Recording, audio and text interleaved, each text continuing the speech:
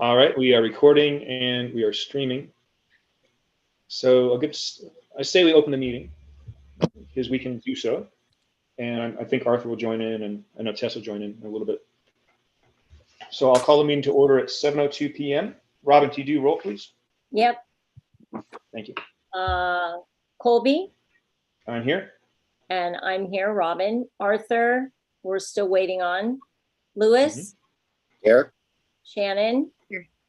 Ren. Here. Fred. Here. Matt is excused. Lee. He's here. Yep. I see him. Yeah. He's here.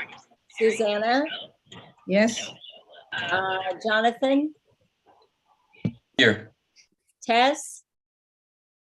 I believe is going to call in soon, so we'll wait on her. Kevin. I don't see Kevin. Sean. Here. Jake. Here. So we have 1, 2, 3, 4, 5, 6, 7, 8, 9, 10, 11 here. So we have quorum. Great, thanks, Robin. And we'll go right into our approve the board minutes. Motion A, approve the GTLNC September 18th, 2022 general board minutes. Do I have a first on this? Sean. Thanks, Sean. And a second, please. I'll be the second, Robin. Robin, okay. Discussion on the matter. Oops, I pushed the wrong button. Oh, hi, Jonathan. Jonathan has a hand right. Yeah, hi, go ahead. Yes, thank you. There were a couple of things that I saw, and there's nothing major, but it's when you go to the area on West Toluca Lake, I don't think it's helpful to have sentences like the mess in the area, or that, let's see, what is it? State the difficulty in West Toluca Lake. That doesn't bring anything forward about what was said. It just, what it does is it develops some idea that, like I've tried to avoid in use of street names, that where problems are happening, we shouldn't develop a vernacular of addressing any place, including West Toluca Lake, as a mess, or that needs to be cleaned up as far as I'm concerned. So what I recommend is leading the sentence with states the difficulty in West Toluca Lake area, because it doesn't bring anything forward. And the sentence mess in their area brings nothing forward. Thank you. Thank you. Any other discussion? I don't see any. Shannon, you're talking, but I don't hear you. Hold on. Hold on, Shannon's unmuting. There we go. Okay. Can you hear me? Yes.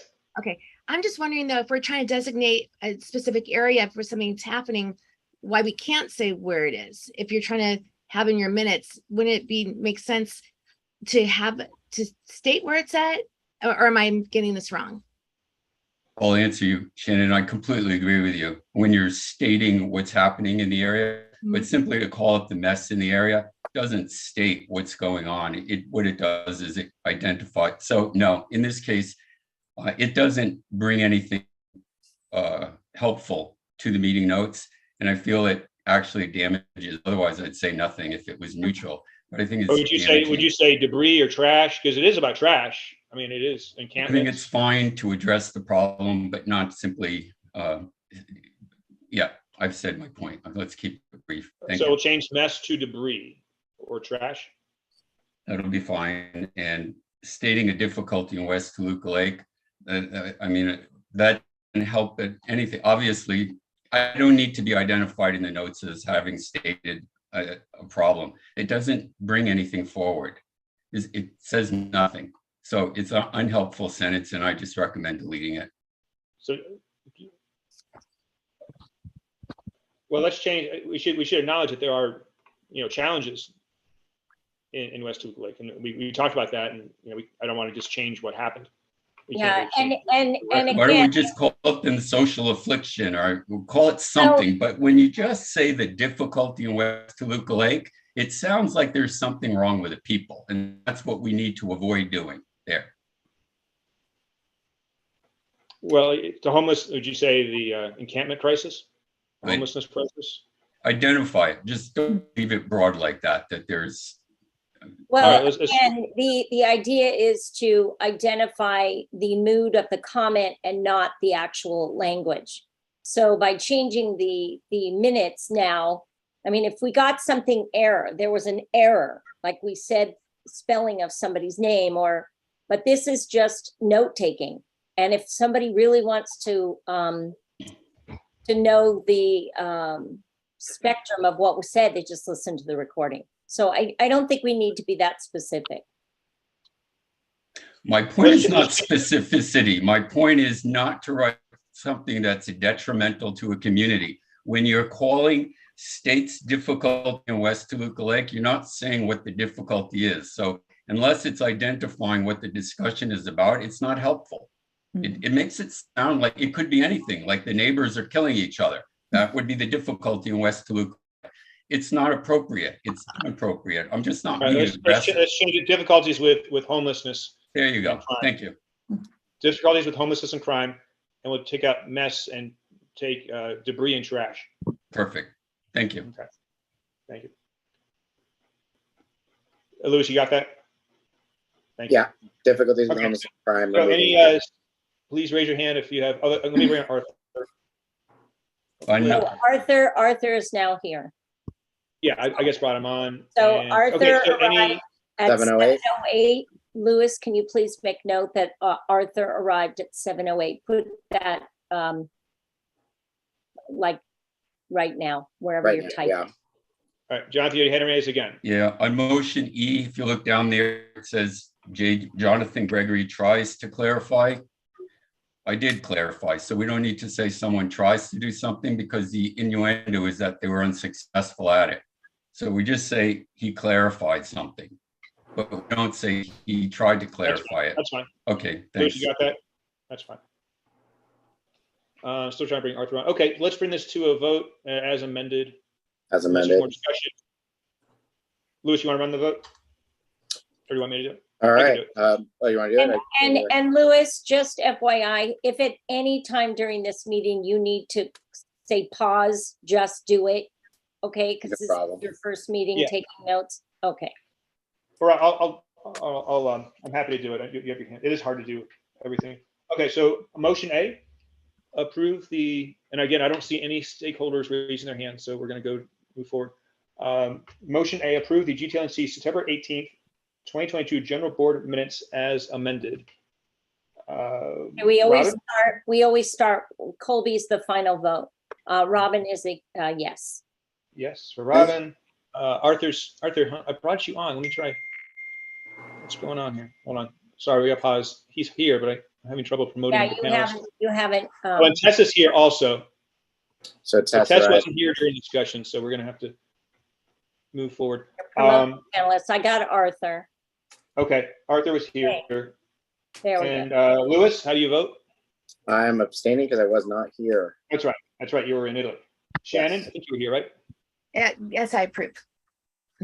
Approve. Okay. Ren, Yes. thank you. Fred, Yes. thank you. Matt is not here tonight. Lee, were you here last week? Yes, you were. Yes, Lee. How do you say it? Lee, You muted. Let me find him. okay, we can go back to Lee. Yeah, Susanna, go back to Lee. Yes.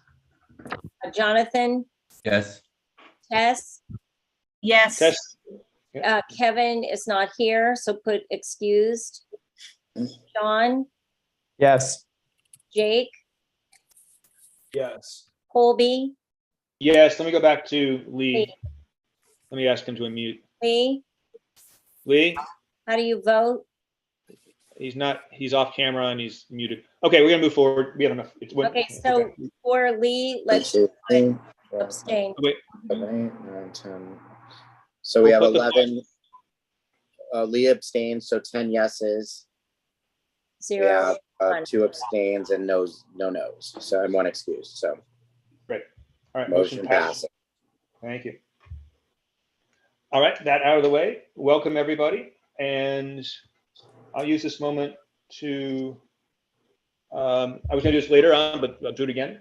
To call for NPGs. I see a test. Yeah. Last year, we had a very successful track record of distributing money to the community, and so it asked you all to do the same thing and bring me your NPGs. I want my NPGs. If you guys are old enough to remember that old commercial, probably not. Remember that? My tram TV. Wait, Definitely 51 years old. Colby, 1 second. Louis, it's 11:01 because you abstained. So there was So that not, counts as a zero, there not was as a not one. there was not a no vote. So it's I see what you're saying. 11:01. Actually, And- 11:02. It would be Louis, and Oh, and Lee, you got to Lee. change. Lee, you Yeah, wanna this is abstain. Lee. oh, I vote yes. Oh, okay, okay. all right. Sorry about that. My cheek So hit the 12, button. I didn't reach 12-0. 12:01. Okay, so sorry. Go ahead. Great. So with that being said, I do see that Senator Hertzberg is in our attendees list, and I think it'd be a good time. Well, actually, first of all, we should do open public forum. Sorry, anyone missed that. Any stakeholders who wish to speak at this time, please raise your hand for general open public forum. It's 2 minutes. I don't see anyone raising their hand, so we are going to move on to Senator Hertzberg. Let me bring him on.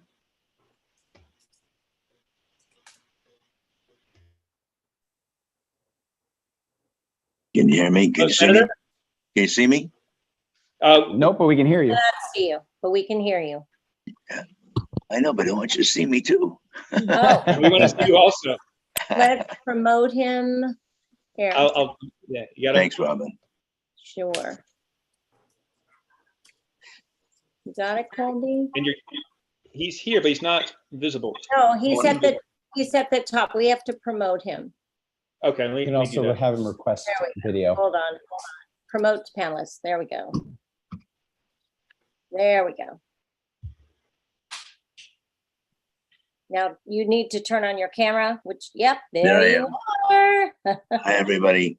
Yeah, I'm sorry, I'm not doing so well tonight. I have a 2-year-old daughter who went to a 3-year-old birthday party, and anybody who has little kids knows what they bring home. So that's Oh, what no. Oh no. I'm a little bit under the weather. It's been a while, so I apologize. Hi, everybody. Thanks for including me. Colby, thanks so much. How much time do you want to, happy to answer any questions, but how much time do you want to give me? Oh, a few Whatever it minutes. is, Tom. You- Okay, you, yeah. all our time is valuable, but please go ahead. Yeah, I just wanted to show up. You know, this COVID stuff has been killing us. You know, every year I went, when I've been in the Senate, to every one of the neighborhood councils and all the communities that I represent. And the last few years, it's really been frustrating to me because I haven't been able to show up personally. If those remember, I always would come to the meetings and I just give a report, answer questions, and most importantly, listen to get input. But a couple of things that I think are important for you to know about what's been going on at the state. This is not political. This is just a state report that I think are important that happened last year that relate to us. One, you know, one of the big issues on homelessness is the mental illness issue. And in that regard, we put $1 billion into the budget to train people at community colleges because we just don't have enough people on the street. Every time, you can't just have a cop with handcuffs and guns responding to situations of episodes. And we, you know, over and over and over again, we hear that we don't have enough folks on the street. So we put $1 billion in for that. Number two, the millionaire's tax, if people remember, we had passed that millionaire's tax for Senator Steinberg. When it first started, it was $730 million. Now it's $3.8 billion. We now have $2 billion at the county to help pay for mental health services. So it's a matter of implementation, but we have plenty of money to help that issue. Three, the state passed, and it was a governor's idea with Mark Galley, and I was a co-author, Stern was, everybody in the Valley was, of this care courts idea. And what was the idea of the care courts? The idea of the care courts is that the law relating to mental health basically says you can hold people for 72 hours, but after that, they're right out in the street. This gives jurisdictions to local entities, to relatives, to family members, to hold people up for a year. The challenge we have is at the last minute, LA County supervisors came along and said, no, we don't want it implemented immediately. We want another year to figure out how to do that. So in LA County, it's only in 5 counties. LA County's not until 2024. I'm hoping to have an impact next year to change that because it's necessary, including training judges. So as part of this effort to get people off the street, we can do that.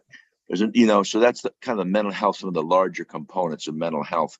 We've also put in a bunch more money for home key and room key, which basically are, hotels and motels we can rent to get people off the street in that regard.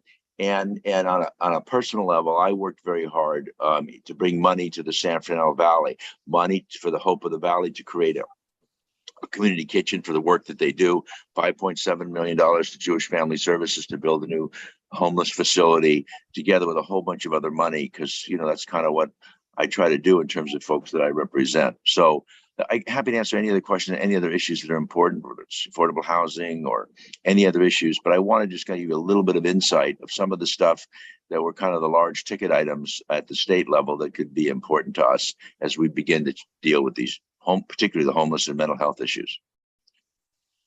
Thank you, Senator. Yeah, as I emailed you earlier, that seems to be the most prominent issue we're having. How do you, regarding housing, you mentioned motel rooms and things like that. What's your position on requiring property owners to essentially lease out or rent out their private property, whether it be hotels, or apartments, or homes? That's No, vacant. I don't support it. I think it's smart. Or hotels. I don't like it. I don't think it's a good idea. I don't think you need to do it. I think, these we're not the hotels we're leasing or buying, either leasing or buying with money. And it's voluntary. It's not required. And the idea of having hotels being required to put people in, if the rings are open, to me, it would just, it's fraught with so many problems and has so many challenges. We're trying to bring tourists here. This is a really important area to us. It just would have horrible consequences. I've got friends who own hotels that have basically leased out the whole hotel for homeless people. And it's challenging, but it's certainly want tourists being there. I don't think that's very smart. I wouldn't support such a thing. And by the way, I also think with the city from a board member. Yeah, one other quick question. I also think what the Los Angeles city did was good. Kids, 500-foot setback. Story after story of kids walking over poop. One lady told me she had a kid walked over a dead person. I'm sorry, 500 feet's not unreasonable in terms of making sure you take care of your kids. Yeah, we supported that. We did. Okay. The letter. Okay, good. Yes, we have a board member. Tess Taylor has a question. Senator Hertzberg, thank you for being with us tonight. I'm Tess Taylor. I'm the chair of the Government Affairs Committee. So we'd love to have your legislative analyst come speak to our group at some point soon. And I'm particularly interested in your initiatives with regard to mental health. We just had Supervisor Barger visit our neighborhood last week, and she is very much interested in stepping up care and services and mental health hospitals, and softening the restrictions on the 1965 rule that limits 16 beds per facility. What efforts are you and your office making, and how can we help move that along in a way that achieves results sooner? Yeah, I mean, the 16-bed thing do you guys remember the movie One Flew Over the Cuckoo's Nest? Right? Yes. We're trying to avoid this big institutionalization of mental health. So we said, okay, nothing can be bigger than 16 units. And now we're on the other end of that public policy. I'm working with Catherine to go to Washington to get what's called a waiver from HHS in that regard. And ASAP. I don't know why they haven't done it. And also, I don't understand why they haven't been spending the billions of dollars they have in the bank. When I went and talked to people at the county, they basically said to me, well, we don't know if it's a guaranteed revenue stream. Well, this revenue stream started at 730 million and now it's 2 billion. I mean, come on, you can encumber money. And if it means we have to change some laws at the state, so be it, we'll do it. But it's really just one other thing I'll share with you, Tess, just real quickly. I've never been there, but a bunch of people went to Italy, this Trieste, or I can't pronounce it, Trieste. Trieste, okay, thank you. And they went to Italy and they were very impressed by this program for mental health services.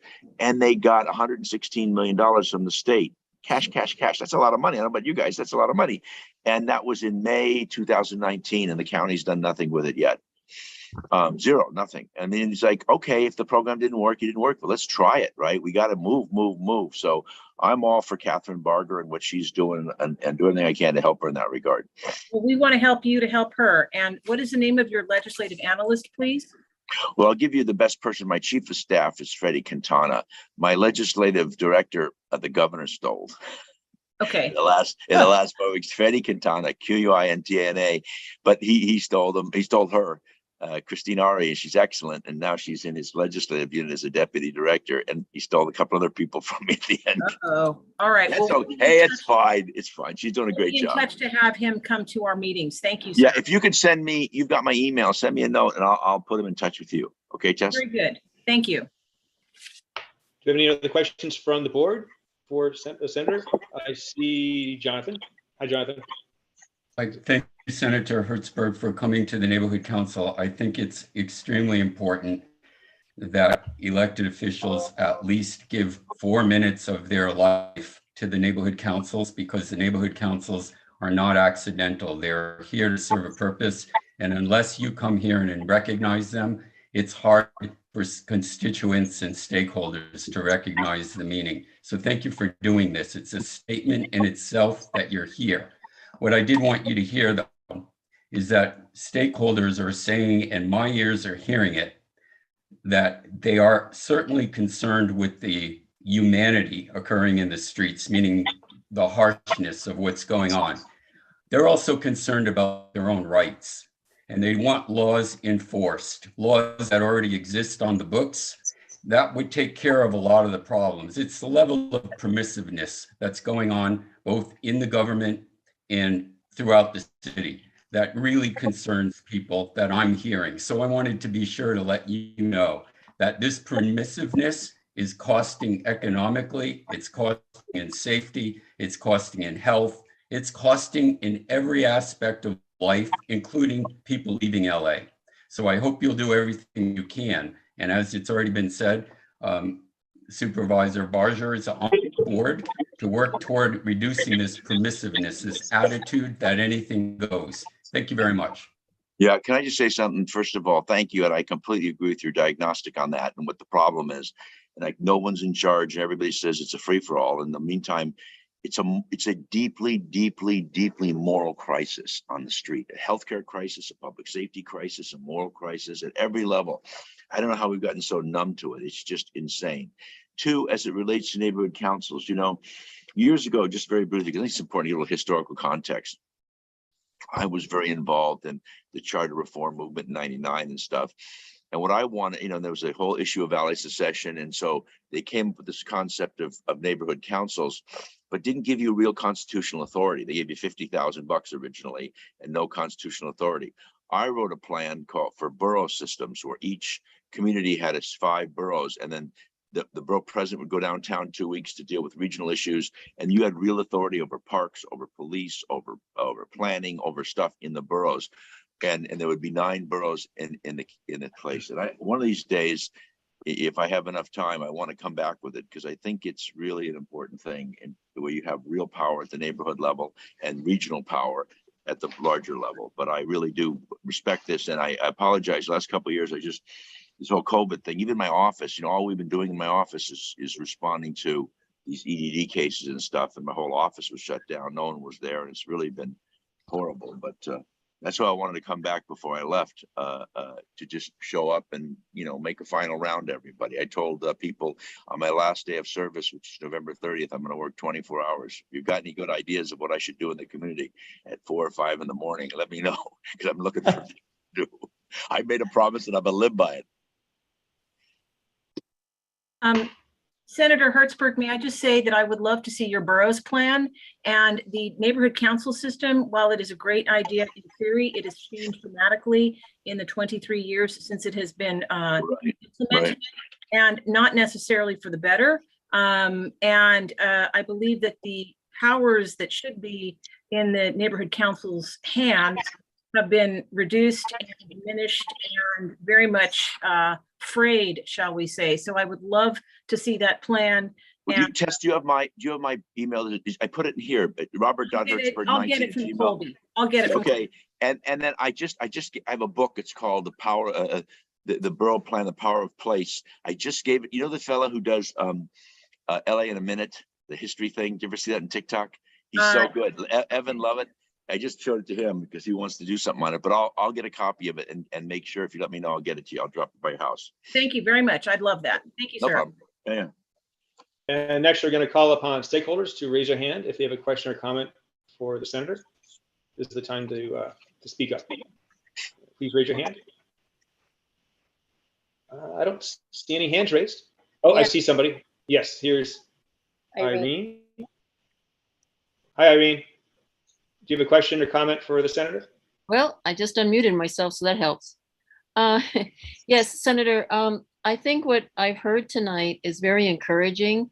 I like the borough system. I like the way that you're interested in moving up the date for getting something done instead of waiting another 2 years.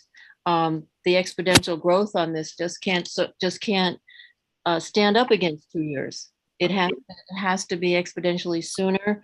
The people, my heart breaks when I see the mentally ill on the street because the quality of their life is not good. And if you look at it that way, instead of the results of why they're there, that's moving forward to be progressive, to move positively in the direction of getting something done. And it is, it's more than I can think of on how to take care of it, but I'm glad that you're looking at moving it forward. And I think it would be good because they deserve good conditions for their mental health situations as well. Thank you, Irene. And one of the other issues that I'm sure most people know, if they're testing your number down, Taylor, is the as you look at this drug problem with fentanyl. I've been reading a lot of studies on this, and a lot of the fentanyl, the consequences of fentanyl, its reaction, it actually mimics what looks like mental health issues. So sometimes someone may have an episode, but it's really drug related. So this whole dual diagnosis problem, it's much deeper in terms of what we're facing. We obviously have people on the street who are out of their luck. They don't have a job, or the job, the job doesn't pay enough and they have to live on the street. And those are the easier ones to house and take care of. But I would suggest that, in addition to the mental health piece, the drug piece is, it's heartbreaking. The other thing that happens with these people on the street is they lose their identification paper, their California ID or their driver's license, and then they have no way of recouping that. I don't know what their story is about that, but there are other people who need this information as well. Is there a way for people to be able to get their ID if they Yes. theirs? As a matter of fact, I just had a meeting in Santa Monica with a whole bunch of people on this. I don't know if you're familiar with this term called blockchain. I've done a bunch of bills over the years where you can get your identity in a way that's is not it's immutable. It's a way that they can get your identity and can't be messed with. And a lot of other countries are doing it. Estonia, other places, some other states are doing it. I've introduced bills on your death certificate, birth certificates, marriage certificates, corporate stock certificates, other things. And we literally had a meeting on this as it relates to this issue. And some folks told me about how they took somebody into the Social Security office. They didn't have an address, and they were able to get like a year and a half back pay of their Social Security checks where they were eligible. So this is a really big issue. You've got to be able to have people have their identification, and you don't expect someone to carry paperwork around with them on the street. That just doesn't happen. Keep it. So that whole technology, we literally, I met with a whole bunch of this group called the Crypto Chicks. They're brilliant people who really know this technology, and they're helping us come up with ways to do that. So that is exactly a big issue. Okay, so how would someone be able to find the resource to be able to get their ID? Well, no, what you do is once they got their initial ID, it would be in a blockchain form, so that once they came in, whether they use their iris or their fingerprint or whatever that may be, they would validate who they were, and then it wouldn't be a problem. Okay. They have to register first. Any other questions for the senator at this time? Thank you. Thanks, Irene. Well, thank you, Senator Hertzberg. It's been a pleasure. And as I say, I had a pleasure of meeting you several years ago at Firehouse 86, our GTLNC, a Greater Toluca firehouse. And I remember you gave me your business card, and I still have it. And that's one of the reasons why I got involved. And I thought, oh, this guy's a cool guy. I, wouldn't mind getting involved with this. So you're doing a great job and you're inspiring others. I don't know, I'm trying to fill those shoes and move forward. Well, let me just tell you, to all of you who are giving up, I know everybody only gets $180,000 a year for being a member of the neighborhood council, and it's not enough money. But I just look, society doesn't work unless we get involved. All of us, we can have difference of opinions and tolerate our respective opinions and debate it out. So look, I really appreciate what you're doing. I do want to come back with the bros if I can. Stuff only works if we all get engaged and share ideas and figure stuff out. So I really, really appreciate it. And one of the things I'm going to do in LA County, I'm hopeful to, it's really important. I just share it and listening, because this is not something that's typical political. But when I came into government, I became Speaker of the House, right?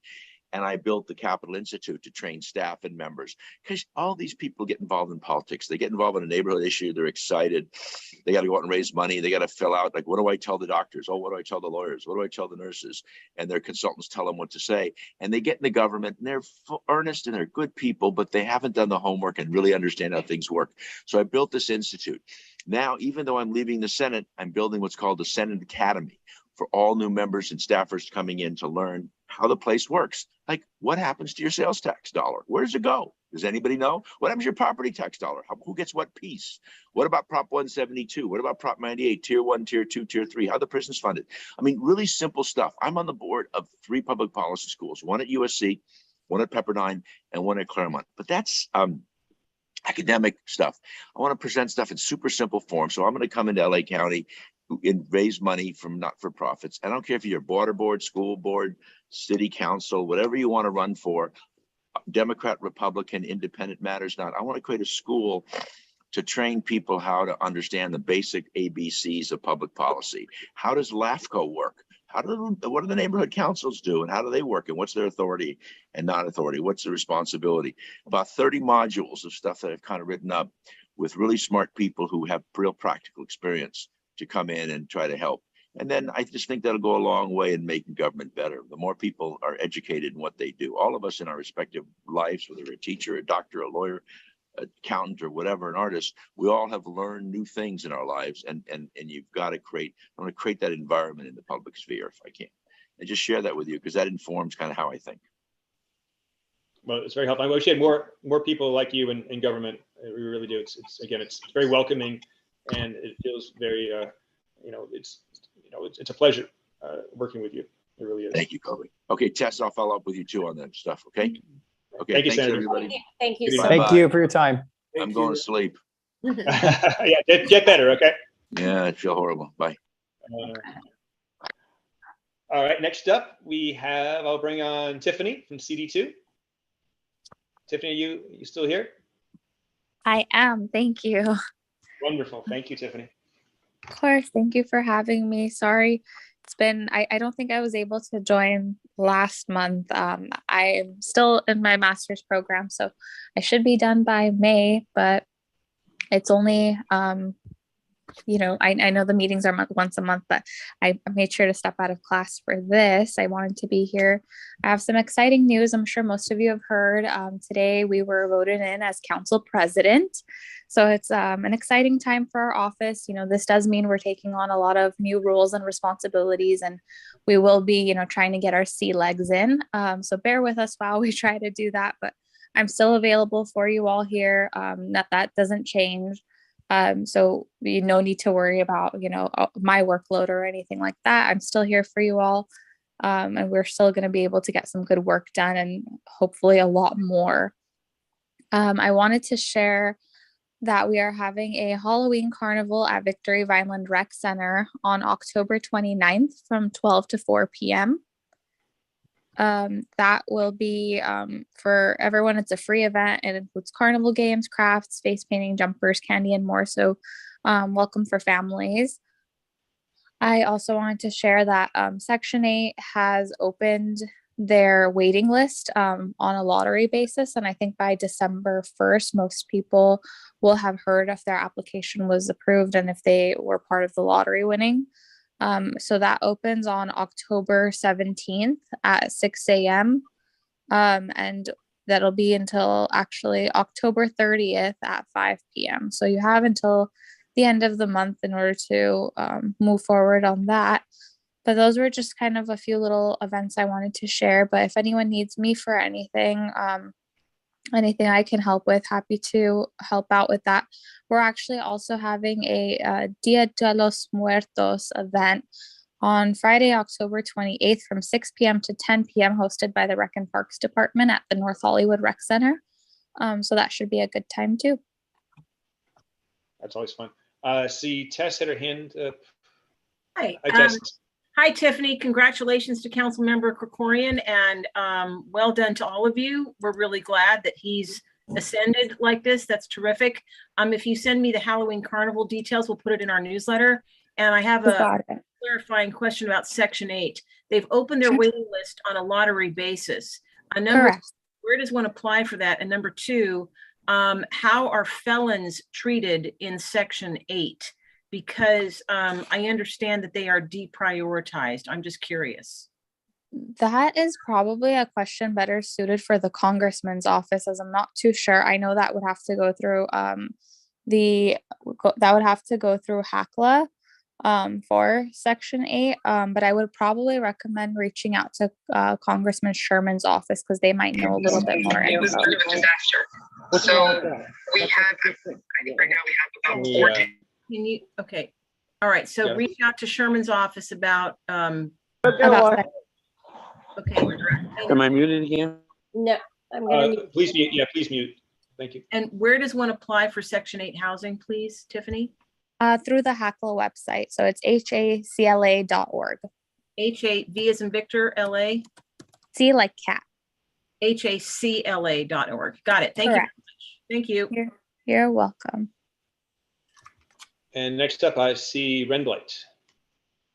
Yes, thank you. Just a quick question. The Beautify LA grants, is there a current deadline for that? I on the website and they had a June deadline for that. Is there a new round of that and is there a new deadline?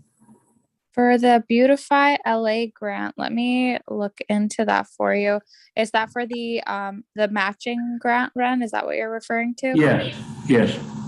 Okay, let me double check on that. They are supposed to have a second round of open applications. Let me see.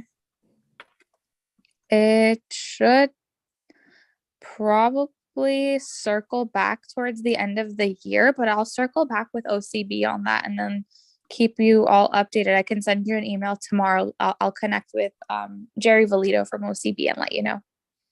Really appreciate it. Thank you very much. No problem. And Jonathan Gregory. Hi, Tiffany. Hi, Jonathan. I don't ever want to have a meeting here in the neighborhood council where we don't talk about what stakeholders consider one of, if not the most pressing problems. So if you wouldn't mind, I did read everything that was written and exchanged. I did read everything that was exchanged on the days leading up to and after the cleanup occurred of the public areas. So what rather than go through it, item by item, that's not what I'm after. Can you tell us, as a consequence, it appeared not to have gone well from the writing. Can you tell us what was learned and how things will be more successful going forward? What can be done? Because it seems there needs to be a meeting of the three entities, meaning the county, the state, and the city, in order to coordinate this situation with the administrators of it. And the second thing I wanted to mention, and then you'll speak, Tiffany, is that the council, I'd like every board member to be aware that in today's council meeting, city council, Council District 10 received approval of their 4118 on a reconsider vote that was rather dramatic because Council Member Harris Warren, if there are board members who know the difference of these council members, decided to change his vote to make sure that a 4118 was asserted. So with that said, we're still interested in an update of our 4118 process, knowing full well that they are being processed by City Council. And if you wouldn't mind updating us on the cleanup, thanks. Sure. So I'll be a little bit brief because I know not everyone probably wants to hear like at length what happened, but overall, the cleanup went well. Tess was present for some parts of it. We were able to remove graffiti. The only issue was that, people do tend to migrate and we can't restrict where they go to. The problem was that they ended up staying on private property, which makes it a little bit more restricting in terms of what sanitation can do, which is where we would need LAPD enforcement. And then a no trespass authorization letter would need to be signed for that specific area of where they're on private property. So there's kind of a lot of little moving pieces around that. We do have a next scheduled Care Plus cleanup for October 28th. We're also, per Tess's request, looking a little bit further into a situation that happened with LASA. So we're kind of trying to figure out, how we can get more people into housing. Unfortunately, a lot of the time, as you saw, many of these people decline services, which kind of brings us back to that vicious circle of mental health, substance abuse, and working with the county. So that's definitely something that we need DMH out there for. I recently connected with Jason from Supervisor Barger's office on a couple of different initiatives that we're going to be working on in collaboration. So I'm hoping that, we're going to see progress in terms of like 4118.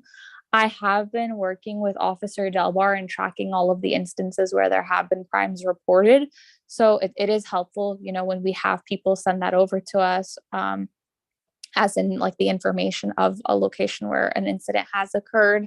And also, forwarding us the police report or incident report is also super helpful for us to keep track, because those are the types of information that we need in order to designate a location as a 4118 site, in addition, obviously, to the hazmat issues and to tracking fires and things like that. But we're definitely keeping track of it. The council member is already aware that this is a location we're considering for 4118 designation. It's just a matter of gathering all of the necessary data to make our case in council. Tiffany, the data is historic. We're not waiting for more data to come in. Is that what you're saying we're doing? No, we're just gathering the data that has Okay. already been submitted to us. It's just a little bit difficult because stations like LAPD and LAFD, they don't track crime by like an intersection. People, when they call in a crime, like one person might call in and say Vineland and Riverside, but the other person might give the address for the Coffee Bean. And so LAPD doesn't have a specific system where they can check a certain diameter. It has to be by specific location. So I have to give Curtis like every address within like a 5-mile range to be able to pull up all of those crimes, which makes it kind of a little bit difficult for us to gather all that data. So just bear with us as we try to navigate through that kind of little mess. Thank you. Thank you. Tess, go ahead, Tess. Okay. Hi, Tiffany. So follow-up question, something you touched on that you're working with Jason Maruka.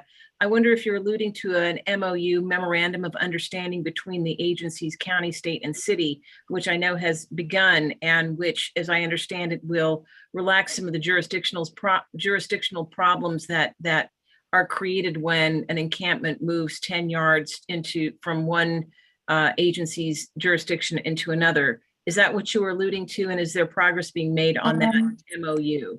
No, I wasn't alluding to the MOU. I'm not sure where they are on that, because I know that that's something that their office was looking into and then was going to reach out to separate offices once they've kind of had a better understanding of what their next steps are.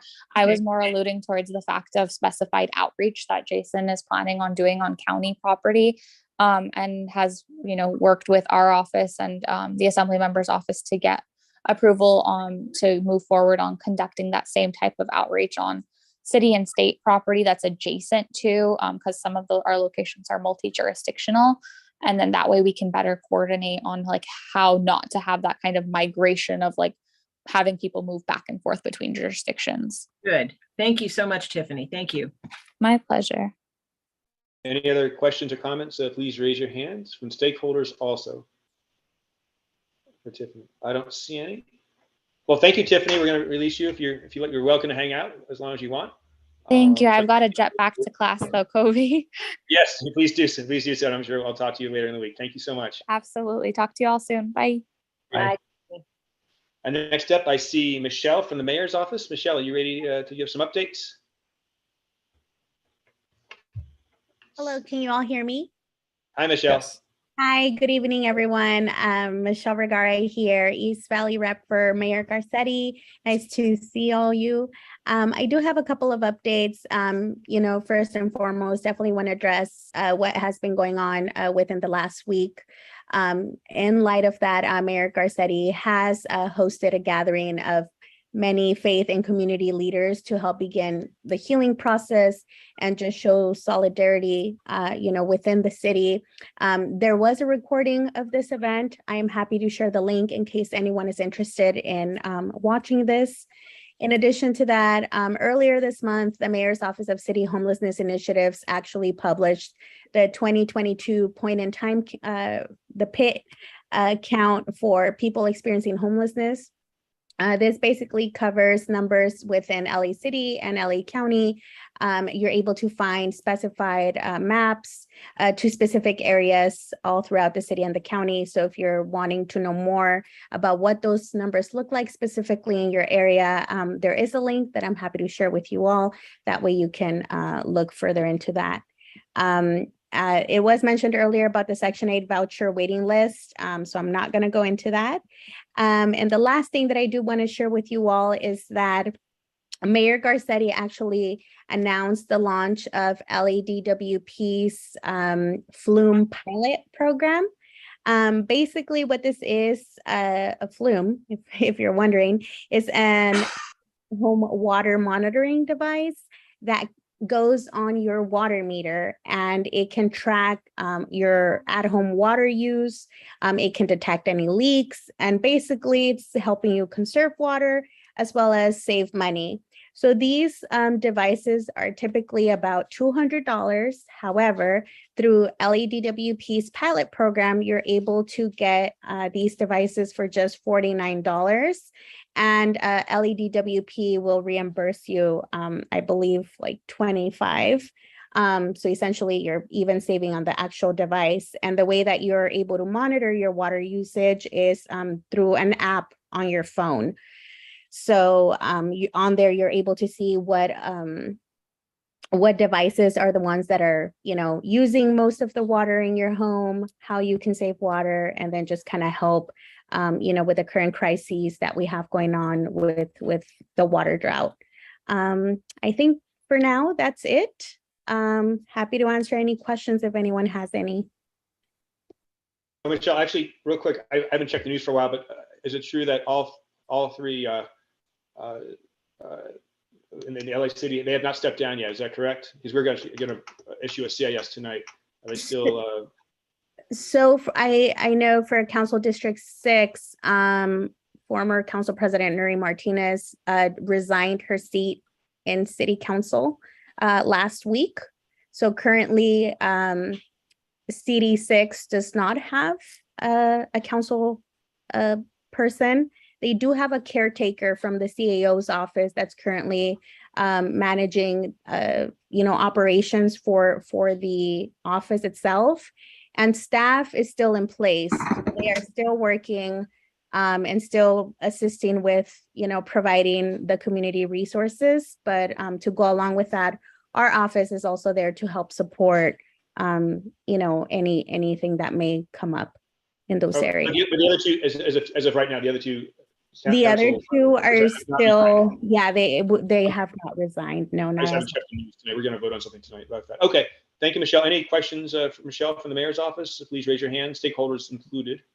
Now is the time to do it, or else we'll release her to the evening. Well, thank you, Michelle. I don't see any hands raised, so thank you so much. Thank you. Have a good evening, all. You too. Thank you. Good evening. Bye-bye. I don't see any, if you have an announcement for us, please raise your hand in the attendees list. I don't recognize any names. I don't see anybody. Oh, wait, Erica. Oh, so Erica, of course. Yeah. But she's actually in the, I put her in the higher gallery here. Hi, Erica. Good evening. So I do have a few announcements for you tonight. To start off with, our department issued its monthly profile the first week of the month. So you all should have received that. And in that monthly profile, I did want to highlight a few things. The first thing being is that we provided some guidelines and some language around legal restrictions on how MCs can discuss ballot measures. The next thing I wanted to highlight is there is a list of hyperlinks for the upcoming election, which includes 2023 NC election timeline, 2023 handbook, and the city clerk's new website, along with a few additional resources. In addition, we also provided the recording for the annual conference of annual conference for Congress of Neighborhoods. So if you weren't able to attend that event, we provided that recording for you. We also provided some language in regards to the USPS bulk mail program. And if you're not familiar with that, it can be used to target areas where going door to door, such as apartment buildings, isn't possible. And so in that link on the monthly profile, we provide an interactive tool that helps you estimate postage and determine how to reach different demographics. And then the last thing that I wanted to mention for tonight is that last week our department issued a communication in regards to the legislative updates related to the activity taking place in City Council. So we wanted to make sure that you all had the council files on hand in case you wanted to take any action. And I see that tonight we do have something on the agenda to vote for a CIS. The only thing I will ask is that if we can attach a council file to that. If not already, I didn't see anything on the agenda. So just wanted to point that out. And I think aside from that, I believe we do have one board member who does have an expired training. So if you don't know who you are, please take a moment to visit the Greater Toluca Lake webpage on the DUN website to make sure that you're all up to date. Because if you are missing one of the 3 trainings, you won't be able to vote on any financial matters tonight. And that's all that I have for you. Thank you. Thank you, Erica. Any comments or questions for Erica? Yes, I see Tess and Jonathan. We go to Tess first. Tess, you have to unmute. Erica, this legislative update is outstanding. If you can keep doing that, they're very useful. Thank you. Are you planning to do that monthly, every other week? What's your plan? Yeah, so I want to say for the past couple of months, I've been trying to do my best to distribute every 2 weeks legislative updates. This one was kind of out of that routine only because of the activity that was going on in City Council. So this one in particular was actually pushed out by the department itself. But regularly, we do have a staff member on hand who does this every 2 weeks. So whenever I receive it, I try to push it out to all my NCs. So if you're not already receiving that, it typically happens at least once a month or every 2 weeks. So please let me know if you're not. It's super useful, especially for me, because I help to track legislation. So keep it up. And I think I might be owed possibly one email from you related to board member terms or rosters. So I'll resend that, or maybe you can check for it and we'll reconnect maybe later this week. Thank you. Hey, Tess? Yes. I just want to make the people, constituents aware of the way it works, though, that the developer and the tribe, the city council and the mayor, and they want these homeless people because it looks good. Then, oh, look, we need more housing. But the truth is we have enough already to house people, but they want to be able to have an excuse to build. And that's why we have the homeless. They like that, politicians. That's all I have to say. Thanks. Thank you, Lee. That should be discussed. Okay, Jonathan? Thank you. Erica, what I would like to do is make a comment rather than ask you a question. It proves clear to me that there's nothing in writing forthcoming from the city attorney that suppressed the effort of this neighborhood council to take a stand on the Gascon policies. When there's nothing in writing, that tells me it's a casual event. It's not serious. In my book, when you suppress the actual mandate of an elected organization like a neighborhood council, you're doing something quite severe, and it requires a very documented trail. There was no specific criticism of what this neighborhood council did. Therefore, there was no possibility that this neighborhood council could represent the stakeholders by adapting its communication to satisfy whatever needs were not being met, according to that city attorney.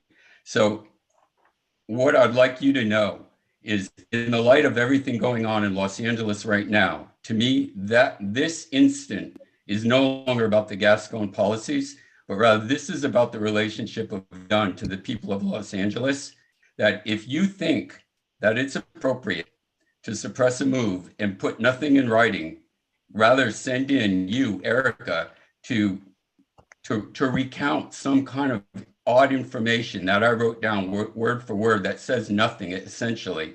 And what the walkaway was, it did something different. Well, since then, another neighborhood council has passed a resolution or a letter of action, I should say, on that very same matter. As I said, this is a pretty serious thing in my book, and I would like you to take that away, and I'd like it to get back to that city attorney. I'm not going to bother to write her because that's not a person who bothers to write us or me. But I take it really seriously, and I take that as one of the existential problems of Los Angeles. When there are government servers, people who serve in the government, that will abuse the rights of the people to have their voice heard. This is an instance of abuse, and I'd even go so far as to call it corrupt, because I have a feeling that there was a political motivation. It did not come from this neighborhood council. So as I said, it has no longer anything to do with the Gascon policies, but everything to do with the relationship of Dunn. Thank you. If I can just make a quick response to that, I would just say that if I'm not mistaken, at the last meeting, general board meeting, I did provide an update, and I know that there was some questioning about what legislation or policies prohibited the NC at the time from writing this letter. I'm more than happy to send a follow-up email, but if this is something that we wanted to push even further, as with every other NC, the president is typically the legal liaison to the city attorney's office. So I'd be happy to schedule a meeting with Kobe and Elise to talk this a bit further. But I will say that to remind everyone that the suggestion, there was a recommendation made at the last meeting, and that was that it was a couple of things, if I'm not mistaken. But the one that stands out the most to me right now is that Greater Toluca Lake was able to invite Gascon to the meeting. So that way we can all, as board members, as well as the constituents, could ask questions in regards to the policy and then follow up with a letter, or move forward with the letter, but making some slight adjustments so that it seemed that we weren't attacking the individual, but rather the policies themselves. So I'm happy to talk about this further online. And as I mentioned, Kobe and I can meet with NCAD to take this further. But I believe, if I'm not mistaken, I did provide this update at the last meeting. Erica, you're off base. My point is that this city attorney communicated nothing in writing. There's nothing in writing. Thank you. Well, I believe she communicated that we, correct me if I'm wrong, Erica, that we essentially weren't allowed to move forward with that letter. Is that right, Erica? I remember, was that in writing? I think that was in writing or an email. I believe that's what she said. Yes, that was via email. That was in writing, yeah. And the large region for that at the time was. So, and that's where it left it. And then we are just now in a holding pattern where we can either nicely invite the district attorney on, and we did invite him in that letter, but we would have to take out the criticism and just create just an invitation only. But I guess Jonathan's point is that that shouldn't even happen. My point is, we're not here to be babysat by Dunn. If we chose to write a letter of action, it's Dunn's responsibility to identify any shortcomings or anything deficient about the letter in writing. That didn't happen. That's the problem. Thank you. Let's talk about the possibility of inviting the district attorney on our meeting. If I may, Colby, I'll just add that I agree with Jonathan. If there's going to be restriction on the neighborhood council's ability to communicate its wishes and the wishes of stakeholders whom we are elected to represent, if there's going to be a restriction on our ability to act, we need to have that in writing and understand what the basis of that policy is. And personally, I think the fewer restrictions we have to communicate to our elected officials on behalf of those who elected us, the better. So thank you.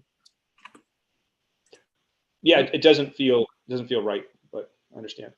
Thank you. Okay, thank you, Erica. I don't see any other hands. Okay, we're going to move forward. We're not even out of neighborhood news and announcements yet, and I don't see any other representatives for neighborhood news and announcements. So we are going to move on to our committee reports. Colby, we do have somebody from the West Toluca Lake Resident Association. Who I don't see hands raised. Who is that?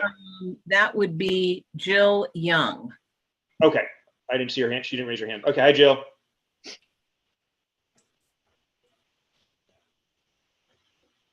Jill, you can unmute. Here you go. Talk. Good evening, everyone. Hi, my name is Jill Young Manson, and I'm part of West Toluca Lake Residents Associations. I've lived here about 20 years, and Tess asked me to update you all on some neighborhood doings. I think you all know that we have a monthly cleanup, which has been going like gangbusters for the last 13 months. And on a positive note, it's kind of like an Amish barn raising. And I would say on the negative, it's a little like a hazmat emergency without the hazmat suits. We were privileged to have Catherine Barger visit us on October 8th. And then we had a special surprise guest, and that was Adrien Nazarian, who gave us accolades and are supporting us in our efforts. We actually do something. We mostly clean up the periphery of the neighborhood because the interior is clean with all of the residents. And that means we attack the area along Riverside where it winds along the river. And we've had that one intractable homeless encampment with a lot of crime. We hit Camarillo, and we do Vineland under the 134 freeway. And it's really astonishing how much trash we pick up on a monthly basis and how many bulky items that have been dumped there. And by the way, Arthur and his sister, Anya, are the stars of this, carrying large, heavy objects and breaking through already breached barriers to deal with some pretty gnarly stuff. And we do see gnarly stuff. The other thing we're excited about, and I think Tiffany alluded to this, so forgive me if I didn't quite follow and I'm being redundant. We're excited about the 4118 municipal code designation of the special enforcement zone, because that has a great impact on West Toluca Lake, where we have that swath of land that's both county, private, and city. It's so confusing, and we get huge encampments there, and also under the 134 underpass. So as you know, I'm probably speaking to the choir here, the special enforcement zone means it's no longer legal to camp within that vicinity. We're hoping this addresses that intractable problem. The other thing that we're excited about, and Tiffany had a hand in that, is the Bureau of Street Lighting is going to restore the lighting under the 134 bridge. So those lamps that are in the cement structure of that bridge are from the 60s. And apparently the light bulbs themselves are no longer available. They're antiquated, but they have found a solution and they are promising us a result by the end of this year. They've already also installed the footings along Riverside again, where it winds its way diagonally around the river for some robust lighting in a place that's just been incredibly dark and sketchy. And I'm sure you've all driven through there at night and nearly hit some of the meth encampment as they spill out into the street. We're calling for a restoration of weekly street cleanings. After the cuts of 2021, we were cut down to every other week, and we're hoping that will be restored. We've had great success in the fencing off of an abandoned house on Blick Street. That's been a nuisance for about the last 7 years. Someone started a flip and didn't finish it. There was a cyclone fence erected, but it's been breached and the whole place is overgrown. So people were squatting in that house. The city installed 14-foot high fences. It's against cyclone fence, but I think they have a mortar base and it looks unbreachable. They've handled most of the brush clearance, but they need to haul it away. So we feel that's a victory. We're looking forward to landscaping the northwest corner of Riverside and Vineland, which is really an eyesore now. And we're going to have some kind of branding, letting people know it's West Toluca Lake, but also just beautification and additional efforts to keep that part of the community clean. And we think this will benefit Toluca Lake as well, connecting us as well cared for neighborhoods. That is our hope. We also have a pending a vote on October 24th, event that might happen on Sunday, October 30th. Everyone is invited. And this is the Howl, HOWL, we pet parade. Please bring your dogs. And if you're brave enough, bring your Portuguese chickens and participate. It's not yet instated, but we'll let you know. And then I would just like to add in memoriam, because some of you may have known him, Harry Flynn, our honorary neighborhood mayor, who was a great friend of Bob Hope's and worked with him closely in the 1980s, passed away at age 92. And his ashes will be scattered at his ancestral home in Martha's Vineyard. So if any of you knew Harry, he was a great man. I thank you all for letting me present, and I look forward to seeing you next month. Thanks. Thank you, Jill. And you'll be the regular representative, right? So we'll type you in. Would you? Thank you. Okay, he'll do that. Thank you so much.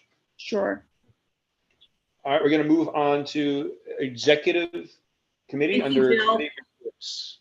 I'm sorry? I said, thank you, Jill. Yes, committee reports, executive committee. We're going to welcome Louis. Louis, thank you so much for taking over a secretarial role. Oh my gosh. And Colby, can we give Louis just a minute to introduce himself to the board and just say hello and anything interesting about yourself? Well, I'm Louis Scalacci. I'm a resident of the western half of Toluca Lake, not quite West Toluca Lake, but on the south side of the freeway. I've been here for a Valley resident almost my entire life, but in this area almost 8 years now. So I'm excited to be on the board with you guys. I work for Westfield. I'm the general manager of the Westfield Century City Mall. So if anyone's out there shopping, say hello. Again, happy to join you guys. Very active in the community. Come out to those cleanups, and I'm excited to get some things done here in an official capacity. Hopefully, I'm taking good notes. Robin's correcting me as I go. No, you're doing it's good. No, it's perfect. It's perfect. And so, thank you. Well, you're doing a great job so far. And any quick questions for Louis? Or Louis, any questions for us? Any board members? Nothing? Okay. All right. Good. Thank you. All right. Well, let's move right along to NPG ideas. I already mentioned this at the top of the meeting. Bring me your NPG ideas. Neighborhood purpose grants, and we could give some money back to the community. It really makes a difference. And then now we're going to this matter that we kind of touched upon earlier, the CIS. I just read the motion, and we'll go talk to that. Motion B, to submit the attached CIS calling for the resignation of council members Nuri Martinez, Jill Cedillo, and Kevin De Leon. This is obviously in regards to, well, let me just go ahead and open this up. First on this. Do we have a first? Who's the first? Shannon. I see Shannon. Do we have a second? Ren.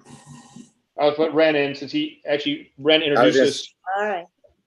Anyway, so yeah, this came from Ren.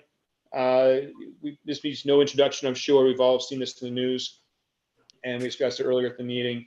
And this will create a CIS, community impact statement, and we're going to attach this to a council file, as Erica suggested.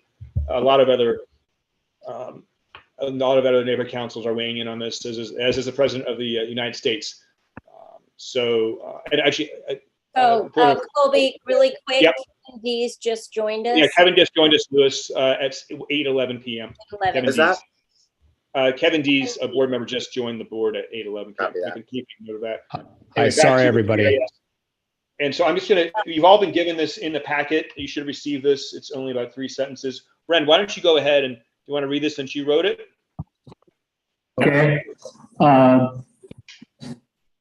This is to notify the Los Angeles City Council that the Greater Toluca Lake Neighborhood Council supports the call for 3 council members, Nuri Martinez, Kevin De Leon, and Gil Cedillo, to resign from the LA City Council.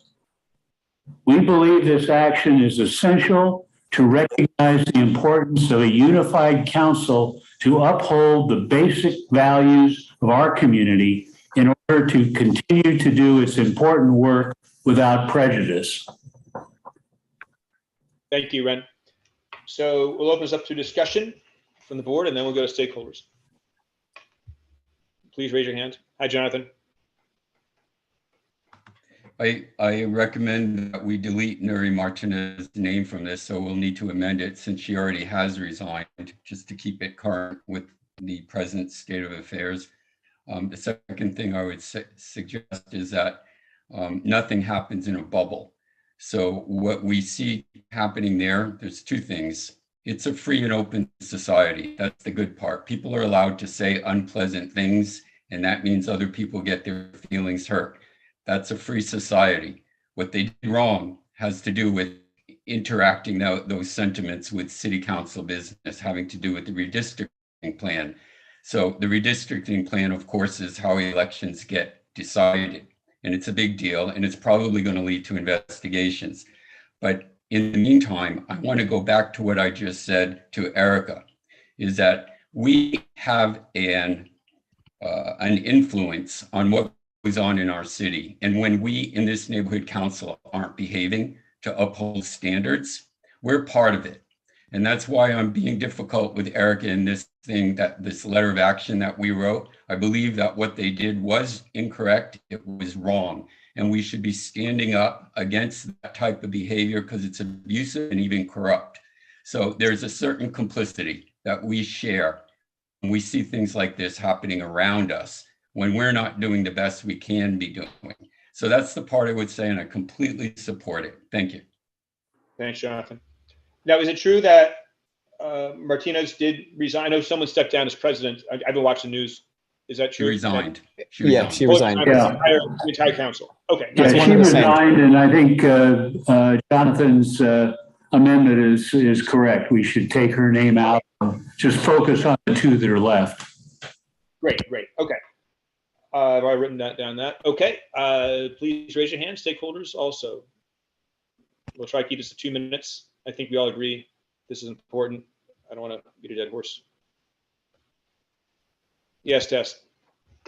Thank you, Colby. I think this is sort of jumping on the bandwagon. It sounds like it's a fait accompli, that it's going to happen no matter what. Gil Cedillo is termed out, but I do agree that some pressure should be put upon them. Unfortunately, it's not fortunate or unfortunate. It's not illegal to be swinish, but my greater concern is the manipulation of the redistricting. And we know that Attorney General of the state of California, Bonta, just issued an order today that all emails related to redistricting be preserved. And I think I would ask that something to the effect, Ren, be included in this statement or this request, that an investigation occur. This is going to cost the city probably a lot of money, and it wouldn't surprise me in the least if there were lawsuits, but this is serious business. I would like to see something to that effect in this statement, Ren, because this is that affects us all. And last, just as a technicality, is Fred still the co-chair of this committee? Because this statement from you, Ren, says that you're the chair. So is Fred still the co-chair? Yes, that was just my mistake. You're right. Okay, thank you. Said co-chair, yeah.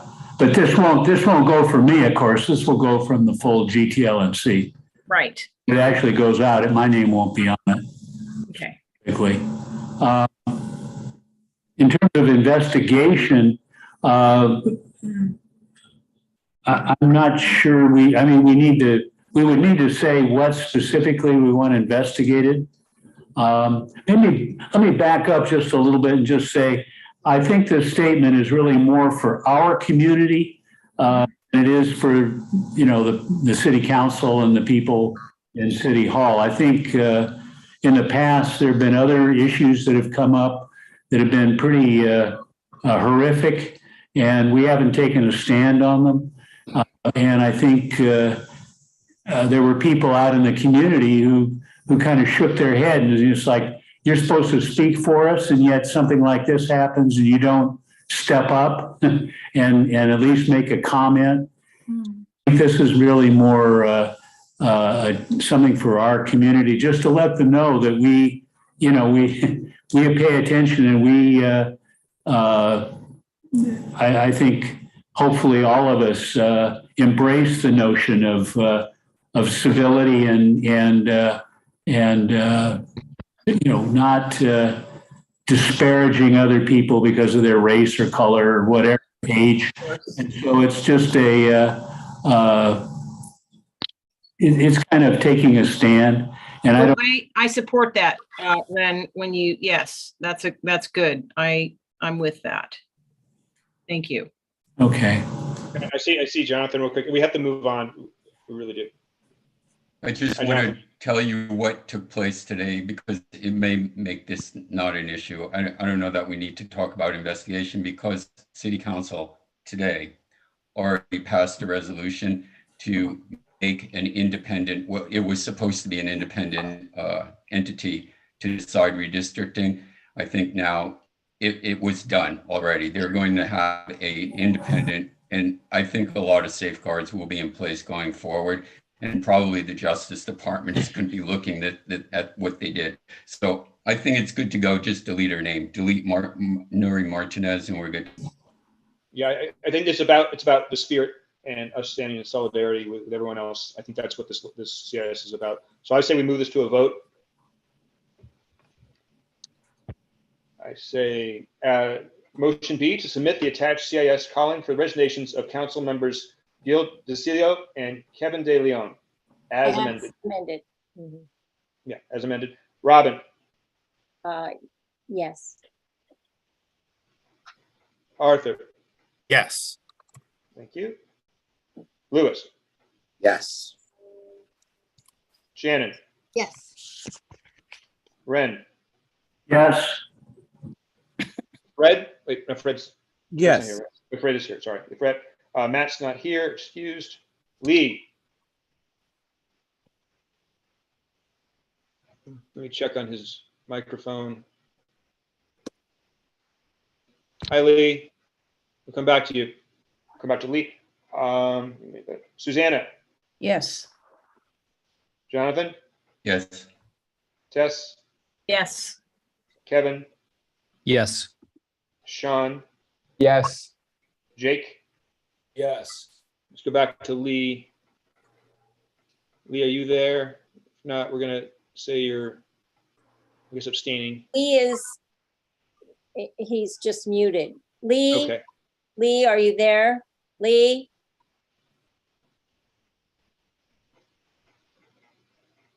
He's not responding. Okay, we're going to have to put him down as abstain. Okay, and I'm a yes. So I see 1, 2, 3, 4, 5, 6, 7, 8, 9, 10, 11, 12. I have 13 yeses. Is that right, Lewis and Robin? 2, 3, 4, 5, We 6, have 7, 8, one 9, 10. excused, one abstain, and we have 15 13. members. So 13 yeses. 13 yeses, not 15. 13. 1301. All right, motion passes. Thank I'll you, everybody. prepare that. I'll prepare that for submission, Colby. Thank you. I appreciate you'll attach that to the council file. Thank you, Tess. Thank you, Ren. Do we have a council file? Erica's gonna, I have one. I think I have an email, or Eric will get it to me. Okay, when you have that, let me know. Thank you. Next up is Arthur, the treasurer report. Let me give you screen sharing ability. Wait, I think Erica was just about to raise her hand. Erica, Okay. do you have something you want to say? Thank you, Robin. I was just going to forward the email, but I do have a council file number here. And again, this was sent out via the communication from our department. So it sounds like based on the CIS, the most appropriate one would have to be council file. I'm sorry, give me 1 second. Okay, so it's going to be council. Sorry, very related, similar ones here. Okay. Oh, sorry. Okay, so I believe it's going to be council file 22-1189. 22-1189. Great. Great. Get that? Perfect. Thank you. I've got it too. Thank you. Okay, thank you. Arthur, do you have screen sharing ability? I think you do. Yes, you do. Perfect. Okay.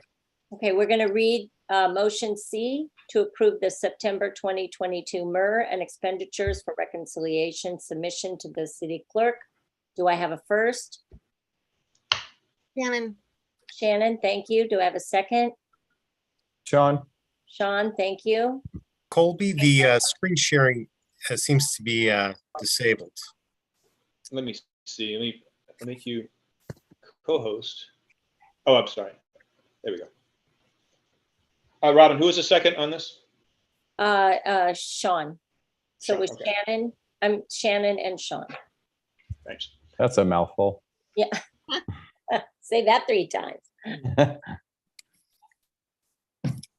Okay. So we had ended August with $29,792. We had $123 in operating costs. $100 of that, $101 is Google, and then $21 is GoDaddy. And then we had $526 for Apple One, which is Lisa.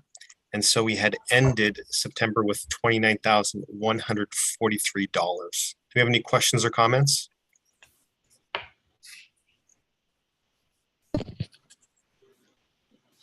Okay. Seeing and hearing none. So motion C to approve the September 2022 MER and expenditures for reconciliation submission to the city clerk. Robin, I'm a yes. Arthur? Yes. Lewis? Yes. Shannon? Yes. Ren? Yes. Fred? Fred?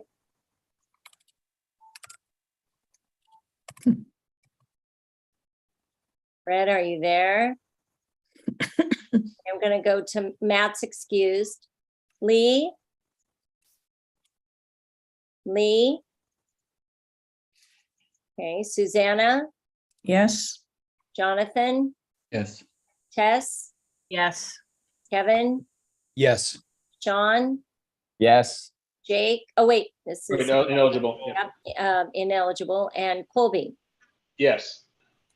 So Lee, you're going to put abstain because we don't know where he is. And Fred, one more chance. Fred, is Fred still on the call? Let me see. He's still on the call. He is, but he's Let me ask him to mute. Ask him camera to off. unmute. So let's put abstain. Let me try to leave one more time. Okay, so Okay. for yes, we have 1, 2, 3, 4, 5, 6, 7, 8, 9, 10, 11. 11 yeses, no no's, and 2 abstains. So And one wait, ineligible. we had an ineligible, so that would be 3. Yeah. Perfect. All right, Okay. motion passed. Motion carries. Thank you. Thanks, Arthur. Let me get back to the regular screen here.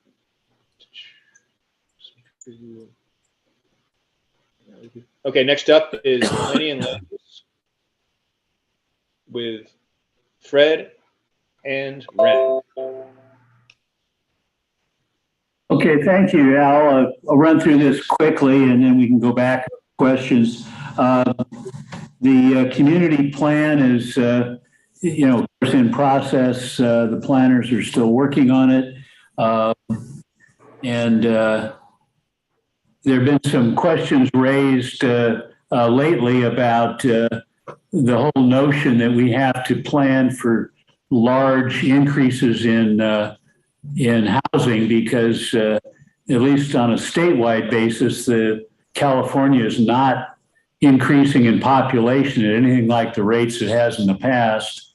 So there's some questioning about all of the legislative requirements that we allow a whole bunch of additional housing.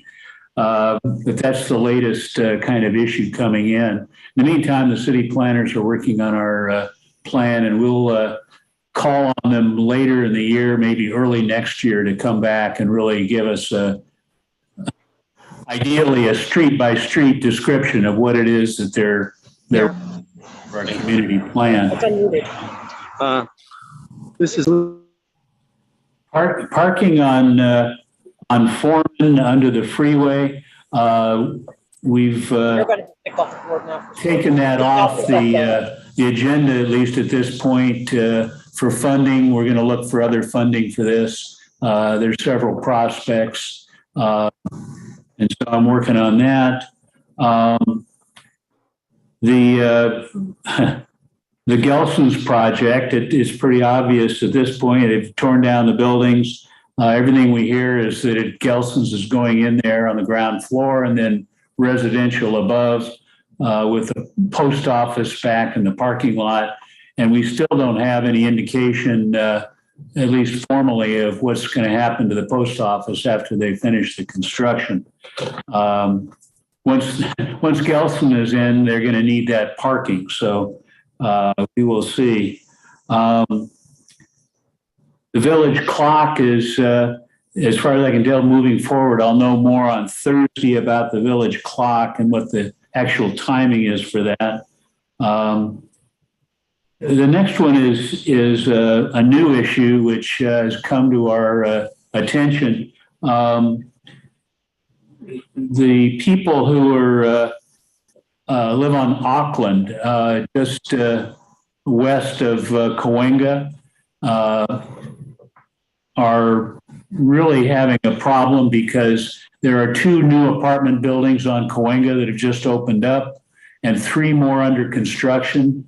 And that's generated a whole amount of people parking on their street. In some cases, not only overnight, but for days or even weeks at a time. Those just move their car over into the neighborhood next on the next block and leave their cars. And that's spilling out not only in that one block, but then into that whole neighborhood. And this is, obviously predictable because the parking requirements for apartment buildings, way down and don't meet the needs of the residents of the units. So then they park out on the street. I won't go into a lot of detail. It goes back to Gail Goldberg when she was city planner, and she very specifically and openly said, we're going to limit the amount of parking in apartment buildings to force people to take public transit. Well, no, it didn't work that way. People still have their cars and they just park it wherever they can.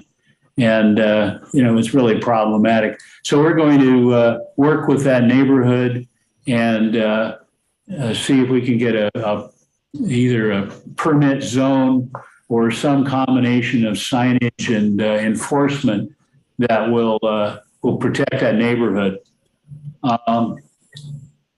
Last is a project 4305 Lancashire Boulevard. That's the B.F. Goodrich Tire Store. There's a project proposal pending. It'll be a while before it even gets reviewed. But we'll have more on that at the next planning committee meeting. If you're interested, we'll get the details on what the permit is requesting. So that's planning. Fred, do you have anything else you want me to, or you want to talk about? No, Ren, I think you've said it all. Very nice update, and it's good to see everybody, but I am all caught up. Thank you. I see Jonathan has a comment. I thought you were asking, I forgot his name, about the clock to come in and talk about it. Did he not come? What Yeah, Ryan was, he's on our list of people to talk about beautification partners, and he wasn't on the call tonight. And I haven't been able to talk to him either. So, but I'll see him on Thursday, and I'll get an update. See Kevin. Hey, Ren, just out of curiosity, the Gelson's project, are they going subterranean with the parking or no in the back there? Not on the north side of the alley, but under the building, yes, they're going to go down a level for parking, and that'll be the residents of the building, not the customers for Gelson's. So there'll be no subterranean parking for Gelson's, which is why there's not room for the post office, is what you're saying?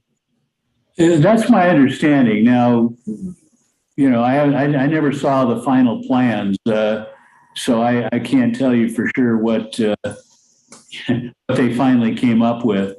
It's been however many years, but the initial plans showed just parking for the residential part. So I think you're right. That could be a reason for not having the post office go back in there. I see Tess. Yeah, Ren, can you also get us an update on the beautification or landscaping of the two sections of the Vineland median on the western part of Toluca Lake and with the next plum meeting? That would be great. Thank you. Okay. Thank you. Are there any other questions from the stakeholders or board members for Ren and Fred of Plum? Going once, going twice? Nothing? Okay. Thank you, Ren. Thank you, Fred. We're going to move on to public safety. Shannon. So since Officer Delbar's not here today, we'll just wait for his crime report next time. That's what we primarily spoke about. But Tess did talk to us about the off-ramps, and I was hoping she could speak about the Caltrans exits and people who are designated to be in charge of them. Yeah, real simple plan. We took all of the on-ramps and off-ramps in the Greater Toluca Lake Neighborhood Council District and assigned them each to one specific person, in some cases two. I've been getting reports from Sean here and other stakeholders, including Ron Babini. And we when problems occur, we try to address them immediately. Of course, in the area near Lewis, that's an ongoing problem that's going to require probably special handling. But when we jump on it immediately, it gets cleared right away. Ron Babini, for example, reported the beginnings of an encampment on Cahuenga Boulevard, and I showed him, I may have actually filed a 311 request for him, and it was taken care of within less than 72 hours. So from that standpoint, it's working, and we want that to be, we want that to be the case throughout the neighborhood council district. So that's it. Thank you, Tess. And I'll segue onto that with the importance of the 311 is that even today I got a couple of phone calls about glass on the sidewalk in front of where Gelson's is going in, and some of the clamps that's not done in that area. And so I've directed people to do reports on my 311. And I think that's kind of the key right now as far as, protecting yourself, preventing crime, and lights, the lights going out is how important, everybody uses that My 311 app, because we can do so much, but to get the citizens more, I guess, motivated to take initiative and also contact us as well. But when they have the report, that's when things get done, and it actually supports what we do too, and we can in turn support, our constituents. So that's all I have. Thank you. It looks like Kevin. We have a couple questions. I saw Kevin's hand raised first, and then we'll go to Jonathan. Yeah, I have a question for Tess. Tess, just curious, what kind of feedback have you received from the city regarding just west of Vineland there on Riverside, where there's some homeless individuals and it's right at the bend there and their stuff is in the street? That encampment has been there since 11 a.m. on Saturday, February 12th, 2022. I know the exact date. And the city has, the county has handled its portion. Caltrans has done a pretty good job, and the city is lagging a bit, I think, because they're overwhelmed, and not from lack of Tiffany helping, but it's a jurisdictional problem, Kevin, because that specific area, and I think you and I may have driven past it together, is one where the county, the state, and the city meet. And because some of these service resistant individuals know exactly where those borders are, they can move 10 feet from one area to another, at which point the agency that is cleaning up no longer has jurisdiction. And so unless there is a concerted cooperation between all three agencies at the same time, which is incredibly difficult, the problem just simply gets moved and not resolved. And it's particularly exacerbated when the individuals are service resistant. I personally work with and talk to a number of them. I tried to connect one of them to a LAHSA representative this past week, the LA Homeless Services Authority, which is a joint agency between the state, the city, and the county. And this individual told me that he would talk to the homeless guy who I know personally from helping him, and that never happened. So I'm following up to this guy's boss at LAHSA to ask him what's going on, when the services are needed, they're requested, they're promised, and simply the guy flaked out. So it seems like as of late though, especially, and I'll wrap this up quickly, but that their stuff is out in the street. Like when you go around that bend, it's like, it's dangerous. Like they're sitting in the street and whatnot. That has been reported more often than you have had hot dinners, Kevin. Okay. And if you would care to report it as well, 311, and forward that to me, I would appreciate it, because apropos of Shannon's comment on 311, the city operates on data. If the problem isn't reported, they don't know it. You can call Tiffany and tell her, but it can't be acted upon without a report, because it's shared among so many agencies. So we are trying like hell to get that area permanently cleared and cleaned up. And it's a struggle, because we had Supervisor Catherine Barger, we had Edrin Nazarian, we had 25 people on October 8th, just a little over a week ago. We cleared it pretty relentlessly, and there was a city cleanup the day before. And Lewis, you saw it. But the trash was cleared away and the individuals simply moved. So this is the problem, is the constant creation of new trash. And we can't seem to get the laws enforced. So if you have any ideas, Kevin, we'd love to hear them. Yeah, whatever I can do to help. It's too bad. I know. Anyway, thank you for that explanation. Yeah, and if you file a report, send it to me. I'd love to get it from you, literally. Absolutely, I'll do that. Thank you. I see Jonathan, and then Sean. Thanks. To Kevin's remark about the garbage being in the street and how dangerous it is, what I'd like to add to this conversation is in our letter of action requesting the 4118, part of it was dedicated to that specific activity where they throw trash into the streets, and LAHSA, the LA Housing Services Authority, does not come and do anything, but rather sends a communication that it's in some manner proximate to an encampment. To that, I would add under 4118, it's 4 different paragraphs. You only need a zone authority on paragraph C. It's paragraph B, 4118B, that makes it illegal to put stuff into the motorway that's being used by cars. In other words, not a condemned motorway. So it is clearly illegal, and they clearly don't have the right. And LASA clearly is not doing their job. And that was the reason I included it in the letter of action. So it's a very good point, Kevin, and it's really dangerous, and someone could get killed if that isn't taken care of, because it's awful. The other thing I would say is a lot of people have demonstrated interest in what's going on with catalytic converters. Last week, when there was a complete and utter 100% breakdown of city council, it no longer functioned because of all of this stuff, all of the reaction of the public. They couldn't bring meetings to order. On the agenda was an ordinance that I believe it increased the penalty of stealing catalytic converters. So in other words, the city is on it, that they're making it more costly for people to break that law. Thank you. And Sean? Yeah, I haven't been by there today, and maybe Louis, you might be able to tell me. There is that encampment that's popped up right at the off ramp at Vineland. I mean, I've already filed 311 requests, but they're right on Bellflower, which is just on the other side of the street, and they've kind of taken up in that dead end. Do you know if that has been cleared? I've not been over there. No, that's the folks that were under the underpass. Most of them moved there.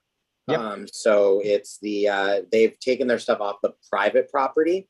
So that's no longer an issue because they actually moved their things onto the front yard of the townhomes there. But they're now all completely in the street with all of the items that were removed from the Riverside underpass. And then there are some individuals on the northern underpass now. So it's all city jurisdiction. Okay. That is the my 311 side of the fence. So it would be 311. Yeah. I've already filed. I'm factory filing another one now that you said that. Yeah. And Sean, when you've got it filed, can you send it to me? I'll put it in my field report. No problem. I will add here, I found the card of this gentleman from LASA, the Los Angeles Homeless Services Authority, Francisco Bayardo, Homeless Engagement Team Member, Access and Engagement. I met him at the Friday LA City Cleanup on October 7th, and I directed him to a specific individual who specifically needed and requested help. Francisco assured me he would talk to that person who was within his sight line at that moment. I confirmed it with the homeless gentleman, and Francisco never followed up with him, never visited him. I called, emailed, and texted Francisco and got no reply. So I've taken it up the chain of command to see what Francisco is up to, because this is a service that we're paying for to deal precisely with this problem. And it's, he has not responded at all. So that's it. Good work, Tess. Following up with that. I will add one thing, not about the homeless, but about the lighting on Riverside Drive. I did speak to Tiffany about a month ago, and she asked me to do a report, which I did. I sent her the report number. And at that point, it was 56 days until they got the lights at least looked at on Riverside in Toluca Lake proper. And so I'm guessing it's about a month away for them to check out the lights and hopefully fix them. Okay, I and see Bob Sabelli. Bob Chiavelli has his name as his hand up. Hold on. And Shannon, really Bob. quick, that was the ones east of Coanga that are all out, that whole stretch, right? Yes. To Clybourne. Yes. All right, Bob, we're ready for you.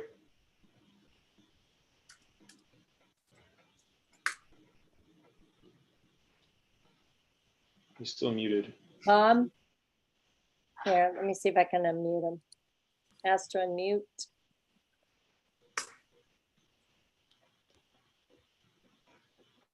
Okay, then we'll move on. I guess he's not here. Okay. Okay. All right. I don't see other hands raised. There was that horrible stabbing in North Hollywood. Right? It was 2 days ago. Did you see that on TV? That was awful. Someone was, I think a lady was stabbed in the street in broad daylight with a pair of scissors. And that was his man, Jonathan, who's been reported plenty of times on Nextdoor. And You have seen I've him? seen that. I've Yeah. seen that. And so it was bound to happen.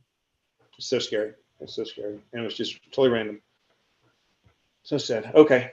All right, we're going to move on. Thank you, Shannon, for that report. And thank you, Tess, for being so diligent also, West Visual LASA. We're going to move forward to outreach and elections. Matt's not here. No, Catherine, Matt isn't, but I'm going to report. Catherine's not here from either. Matt. Yeah. All right, and we'll move So forward Matt, then. no, Colby. Oh, yes. Colby, Matt asked me to report on his Oh, yes. points. Jonathan, is this a hand up for this or something else?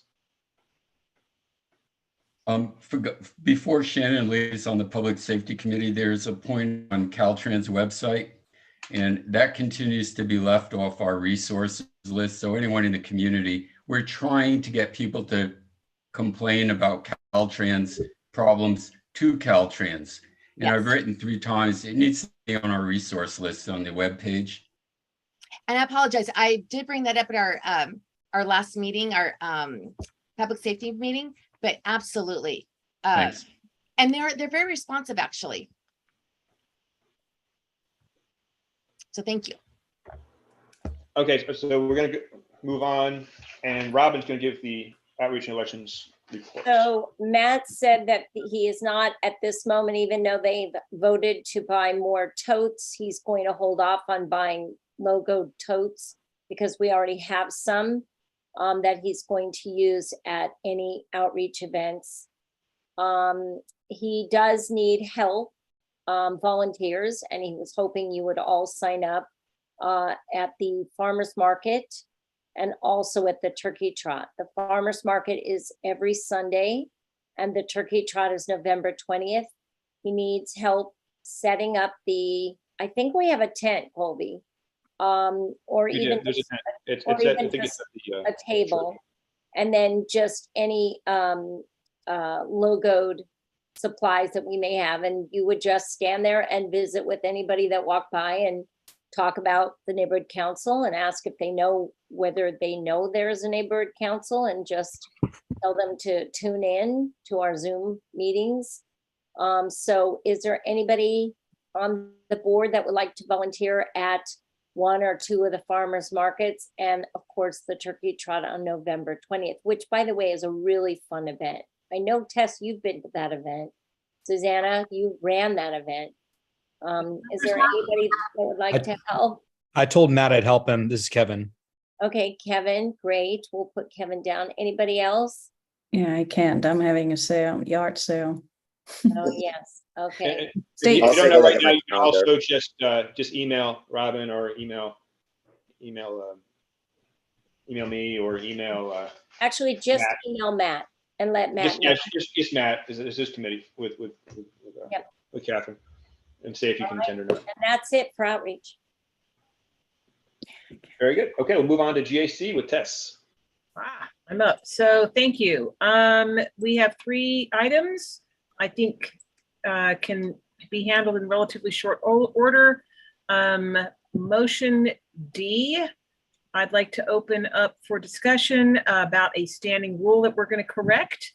So let me go ahead and read the motion. Motion D, the Greater Toluca Lake Neighborhood Council corrects its standing rule by adding the words "by the president" or, in quotation marks, to the existing standing rule for agenda setting for the general board meeting. This pertains to who may place items on the agendas as follows. Quote, items shall be placed on the general board agenda by the president or by committee chairs submitting items generated by their respective committees or by written request of 2 board members, end quote. May I have a first? Jonathan. Thank you, Jonathan. Second? Suzanne. Excellent. So all this does is correct, or you might say update. When we changed the ability of any board member to put something on the agenda, it was never the intent to remove the president from having that ability. Any questions, thoughts, or comments? Seeing none, hearing none, let's move it to a vote. Okay, so moving this to a vote. Louis or Robin, do you take the vote? Sure. I'll start with Arthur. Yes. Louis, Yes. Shannon. Was that a yes, Shannon? Yes. Oh, yes. Ren, I couldn't hear it. Ren, Yes. Fred, Yes. Matt. Who's Oh, excused? Matt's excused. So sorry. Oh, yeah, Lee, he's excused. Lee, Wait. Okay, oh, there he is. I think I heard a affirmative. I didn't hear it. Lee, Donde dice que That's los the que son affirmative. guiados por el Espíritu, dice la Biblia, estos son hijos de Dios. Lee, ¿Quiénes son This hijos de isn't Dios? working. Los que son guiados. Mickey said affirmative. Por eso, ¿verdad? Nosotros aquí siempre. did anybody hear? I heard him say affirmative. Okay. Yes. I'll Okay. take that as a yes. All right. Susanna, Yes. Jonathan, Yes. Tess, Yes. Kevin, Yes. Sean, Yes. Jake, Yes. I'm a yes, Robin, and Colby. Yes. Great. All right. Unanimous. That was easy. Carries 14-0-0. 14. Excellent. Colby, your power is secure. Oh no, it's not. I'm not. Well, I'm I'll not always be. I won't be president forever, so it'll be. Okay. It might I'm be gonna- probably your power next. Okay. So I'm jumping now to motion F because we have a member of the public who may wish to comment.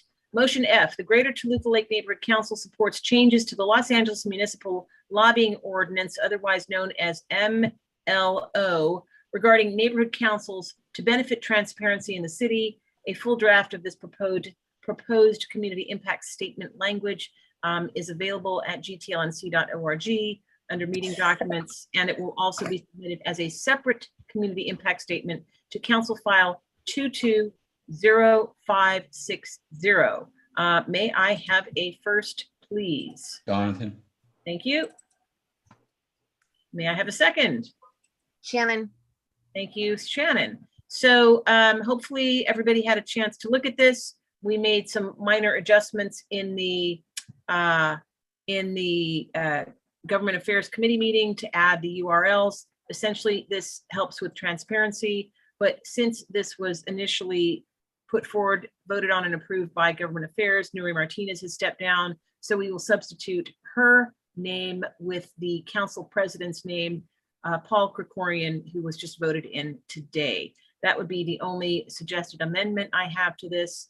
Do we have any questions, thoughts, or comments? We have a hand raised from Jamie York. Was that the person you're mentioning? Yes, Jamie is from a neighboring neighborhood council, and she's one of the people she is the person who has helped to put this forward. Jamie, go ahead. Hi. So the municipal lobbying ordinance hasn't been comprehensively updated since 1994. Every single time the Ethics Commission has brought it forward to update it, and the updates really are needed, it's died in committee, and I am determined to have that not happen this time. So there are 37 neighborhood councils that have voted to support or support if amended. I'm hoping that you guys will be the 38th.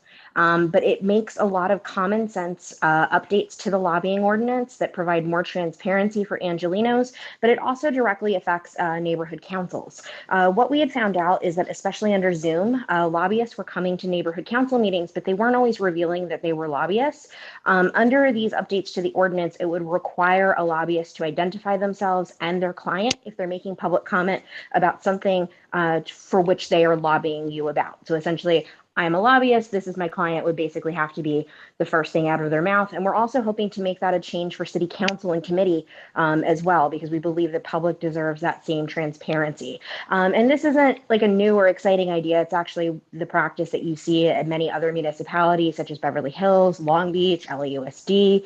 But it is, I think, a really needed update. It also closes a number of loopholes that lobbyists have used to avoid registering. And the reason that it's important that we close those loopholes is that if a lobbyist isn't required to register, then we can't track the activity, we can't track the spending, and it puts the public at a disadvantage when those loopholes exist. So I'm hoping that your neighborhood council, and especially now with Paul Krikorian being council president, this is very exciting for me that it's a Krikorian district.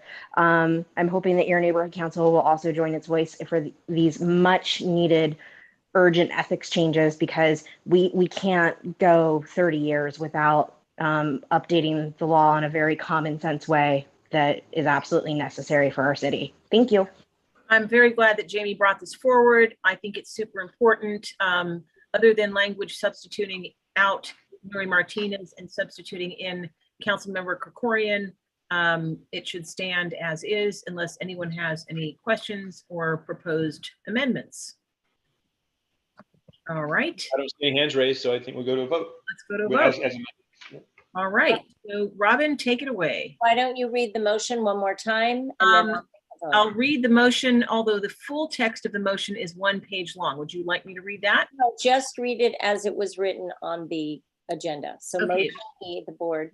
Motion E, the Board of the Greater Toluca Lake Neighborhood Council opposes strike that. Motion F, the Greater Toluca Lake Neighborhood Council supports changes to the Los Angeles. No, Tess, it No, was. it's E. It is E. It's E. It's motion E. No, it's motion F. We jumped to F, the municipal lobbying ordinance. Yeah, it is motion F. Yes, it is motion F for Wait, sure. did you skip motion E? Yes. Yeah. Okay. Oh, so we're not voting on motion E? We will get back to it. I went to motion F. Oh, okay, sorry. Then if you But are, there's second as well. reading F, we have to have two, a first and a second. We did. Well, we did that already. I'm changing the notes to put Okay. Jonathan and Shannon. Yes. Sorry, Robin. Yes, I did mention all of Okay. that. Okay. Motion F. The Greater Toluca Lake Neighborhood Council supports changes to the Los Angeles Municipal Lobbying Ordinance regarding neighborhood councils to benefit transparency in the city. Full draft of proposed CIS language for the motion will be at gtlnc.org under meeting documents. This motion is also be submitted as a separate community impact statement to Council File 220560. And as noted, the full statement is at gtlnc.org. Robin, take it away with the vote. Okay, I'm gonna start with Arthur. Arthur, how do you vote? Yes. Louis, Yes.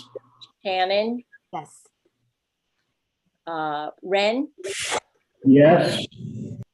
Fred, Yes. Matt is excused. Lee, Let me work on him. Lee, Where is he? he's there. I see him. I know. I'm trying to get him muted. Hay gente que anda por sentimientos todavía. Este camino no es por sentimientos, es por fe. We can't hear you. Can you say affirmative or negative? Affirmative. Okay, Affirmative, I heard it. Mire, si yo no miro, si yo no Just veo mute yourself, Lee.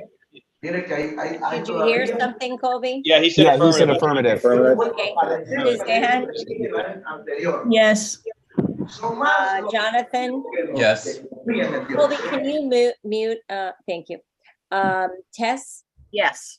Kevin, Yes. Sean, Yes. Jake, Yes. and Robin is a yes. Colby. Yes. Okay, so we have Very 14, 14, 0, 0, 0. All right, final item. Moving right along, we go back to motion E as in Edward. The Board of the Greater Toluca Lake Neighborhood Council opposes Council File 22-1100-S5, a ballot measure on the November 8th, 2022 ballot, which is no dollar amount listed for the cost of developing, constructing, or acquiring up to 5,000 additional units of low-income rental housing units in each of the 15 Los Angeles City Council districts. This motion will be submitted as a community impact statement to Council File 22-1100-S5. May I have a first? Jonathan. Sean, thank you. Second? Jonathan.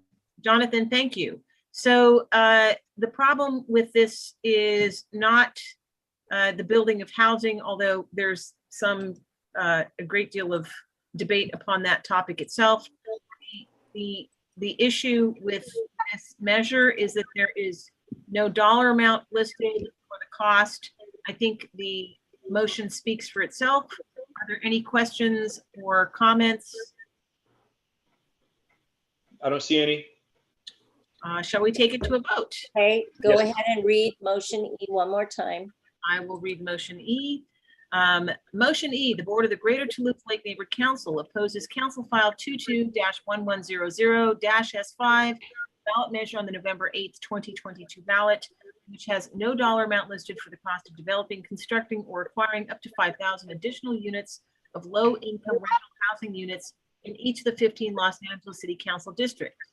This motion will be submitted as a community impact statement to Council File 22-1100-S5. Take it away, Robin. Sir, how do you vote? Yes. Louis, Yes. Shannon, Yes. Ren, Yes. Fred, Yes. Matt is excused. Lee, Work on him. Where are you, Lee? That's to unmute. Hi, Lee. Lee. All right, let's go back to him. He's going to be a second. I don't Okay, even see him responding. Susanna, Yes. Jonathan, Yes. Tess, Yes. Kevin, Yes. Sean, Yes. Jake, Acuérdese de eso siempre. is that Lee? Luis, Lee. acuérdese de eso siempre. Y el Señor dice que cuando Él Lee, venga, how do you vote? I am voting against it. You copy me? Yes, so he's a no. Thank you. No, okay. Robin, I'm a yes, and Colby, Yes. so that is 14-1. Third, yeah. No, third. 14-1. Well, wait, hold on. 1, 2, 3, 4, 5, 6, 7. Is it 13? Is it 13? 13-1 We have and one no. excuse. 13-1-0, sorry. Right. All right, thank you. Right. So that was a quick business. Colby, may I make one tiny request, which is, I know that every committee report has to go last at some point, but can we mix it up so that government affairs is not always last? Yes, you talked to, yeah, that's fine. Lewis, can you, Yeah, shake it up a you little know, it's difficult to change the agenda, but we've mixed it up. So if at the beginning of the meeting next month, you would just mention this again if we don't remember. So they don't have to go in order. We can call them out of order. Okay, thank and you. it'll help us. Yeah, it's hard to, Yeah, the font but is yes, changed. of course, Tess, especially when you have a lot of business. Yes. Well done, everybody. Thank you. Jonathan, you have a question? Just before we close the meeting, I was interested to go back to Shannon and ask her something I think is a rather good idea. It has to do with banners, and she was going to talk about the fee to install them and how many there were going to be, and what happened to that. We're working as far as getting the design together, and Tiffany, so I've been talking to Tiffany about it. So it's just agreeing on a design right now. That's where we're at. And I'll give you more information next Okay. time. I apologize. Thank you. And Shannon, we're going to have another meeting on the 100th celebration, so I'll give you the date for that. Yeah, so we're trying to coordinate with the 100-year anniversary committee. So by the next meeting, we will definitely have it all set. So Thank I'll you. have more information. I apologize. That's quite all right. Thank you very much. All right, and new business, Colby. New business, yeah. I was contacted by a stakeholder who was concerned about all the Lime scooters. As you know, you see them, those electric scooters that people rent, strewn all over our neighborhood. I quite agree. I think they're a hazard, and they certainly sometimes, you know, it's a requirement to have 36 inches of open space, and I think they do block that, and they are dangerous and an eyesore. So that might fall under public safety. I think we can talk about that, a way to address that, maybe with the CIS or something of that issue in the future, next meeting. And that's it for, again, NPGs, please bring NPGs. And that's it right now. Anyone else have any thoughts? And the MPGs need to be nonprofits. Just remember Yes, that. it has to be an actual nonprofit. It has to have an IRS letter of determination. Colby, I will say that the 311 app has a specific category for reporting scooters, and the city of Beverly Hills and I believe Santa Monica have also been vehemently opposed to them because they get abandoned everywhere, and they ended up really sort of dropping some heat on the respective companies. So if I have a moment, I'll research and see what they did, but I think a community impact statement would be a good start. I think so too. The 301 app would just put a Band-Aid over it, but I'd like to do, create an ordinance or something like that, which would structure and organize these tutors, or possibly even eliminate them if that's what would help.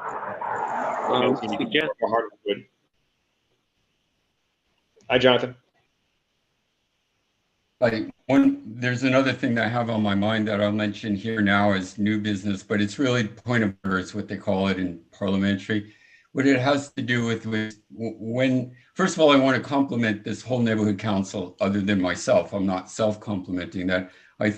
I'm very happy with the degree of commitment and the intelligence of the conversation and the reasonableness, the logic that we're bringing forward. I don't like illogic, and I don't like corrupt conduct, and I'm very happy to see the course that we're on. So that's flattery. What I'd also like to say is it's a bad habit that even I could find myself easily doing, and I call it out as something that we all need to watch out for. And that's when a stakeholder calls in and we accidentally, in a compassionate way, say, we're here to help you, or we're here for you. We're going to do this for you. We support this. We can't speak for the council until there's a vote. So for example, when a stakeholder calls in and claims to be homeless, that's not our mandate. We're not here to help them. So we is not correct. We're here to help the stakeholders. Another thing is if a stakeholder calls in and they want like the street parking, I personally felt like supporting it. However, no one should be saying we support this endeavor. It's an accident. I don't think anyone means anything by it, but it has to run its course through the council member's office and through LADOT before we get involved. There's a course, and we have to respect our institutions. So before we use the word we, when we're saying we support you, the word is I support you, but not we until it is actually the council itself. So I just ask everyone to kind of be careful, and I don't think anyone means any wrongdoing, but I do think I could make that mistake too. And if I do, I want you to call me out on it. Thank you very much. Thanks, Jonathan. Any other final thoughts this evening? Well-run meeting, Colby.